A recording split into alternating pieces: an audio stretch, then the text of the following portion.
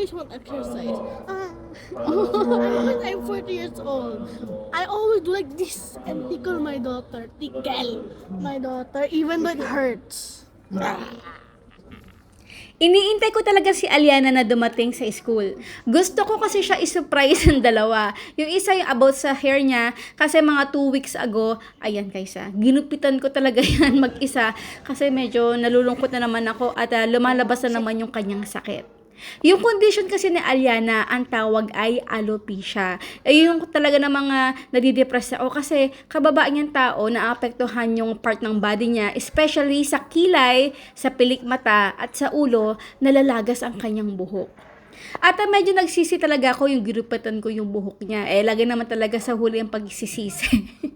At June na talaga ang kanyang buhok para pampakeratin niya. Pero since na may bagong salon na bukas dito na malapit lang sa amin, as in talagang walking distance lang, wala pang 5 minutes na lakaran, ay talaga namang sinadya ko na pumunta rito. Dapat talaga ay magpapakeratin si Aliana, pero sabi nila ay bawal pa daw. Kaya naman meron dito na hot oil, which is talaga namang nakita ko yung hot oil na price. Ayan, nagora na ako kasi napakamura. Mga nasa 700 lang. Hot oil with pack. Yung pack na sinasabi nila na PACK, ayun yata yung hair mask na kasama na dito sa hot oil. So makikita niyo mamaya, may oil na talaga ng mga pinapahid dito sa ulo ni Aliana, which is technically hindi naman talaga na mainit at yung color brown. Ilalagay yan after na maibabad yung oil dito sa buhok ni Aliana na mga 15 to 20 minutes.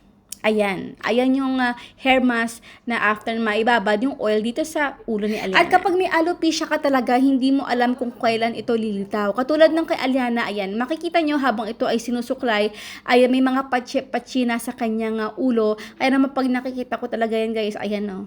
Diba? Laki-laki na, lumalaki. Dati maliit lang yan, ay lumalaki na talaga, kaya naman nade-depress ako. Hindi lang yan isa guys ha, marami yan. Pati yung kanyang kilay, napapansin nyo, sa kanyang kilay ay talaga na mga nalulugas na. Kaya naman inaagapan ko na siya ng mga cream na nireseta sa kanya dati ng doktor. Again, nagpapasalamat niya ako kasi ulo lang yung naapektuhan at ang kanyang kilay. Kasi nare-remedyohan ko yan. Yung ulo, natatakpan ko naman yan kapag hini-hairstyle ko si Aliana everyday, papunta na kanyang school, ititirentas ko siya, or ipupusod ko na lang. At ang kilay naman, syempre, meron tayong eyebrow. Ang pinakaayaw ko lang talaga na nalulugasan si Aliana ay yung pinakapilik mata niya. Doon guys, medyo na-depress talaga ako ng ilang buwan kasi 1.5 year akong nag-intay bago tumubo ulit yung kanyang mga kilay at hindi lang basta-basta tubo. Talagang dahan-dahan siyang tumutubo. Wala akong treatment o wala akong kahit anong gamot na nilagay sa kanyang pilik mata kasi medyo delikado kasi mata nga. So nagpatak-patak lang ako ng mga eye drops from the doctor, which is the doctor that time, hindi pa rin talaga alam kung ano ang kanyang diagnosis. Anyway, ayan, nakita nyo na yung buhok ni Aliana, naging shiny na. At according dito sa Google, maganda talaga kapag pinapa-hot oil or treatment yung mga buhok na mga may alopecia kasi mas nagiging healthier pa yung scalp at nasi-circulate pinaka, ayan, yung mga kung ano dapat na ma-circulate sa ulo. O, diba? So, ayan, tuwan-tuwa siya kasi silky ulit yung kanyang buhok at hindi naman niya ninanais na maging straight yung buhok niya na nakasanayan ko na gusto ko lagi planchado yung buhok na alam niyo naman mga batang 90s.